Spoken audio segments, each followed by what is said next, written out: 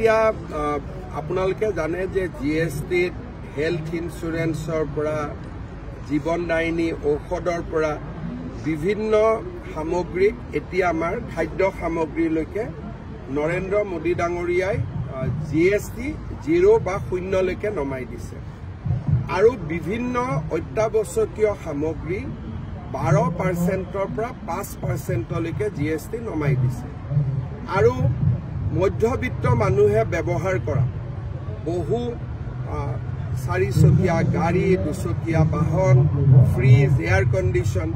এইবিলাকো 28ৰ পৰা 18% লৈকে নমাই দিছে গতিকে মই ভাবো যে দৰিদ্ৰ আৰু মধ্যবিত্ত সমাজখনলৈ এই নৰেন্দ্ৰ মোদী ডাঙৰীয়াৰ এটা বিশাল উপহাৰ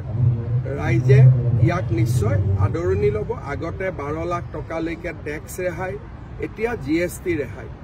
সাধাৰণ মানুহৰ প্ৰতিটো কথা মোদী ডাঙৰীয়াই শুনিছে আৰু মোদী ডাঙৰীয়াই সকাহ দিয়াৰ ব্যৱস্থা কৰিছে।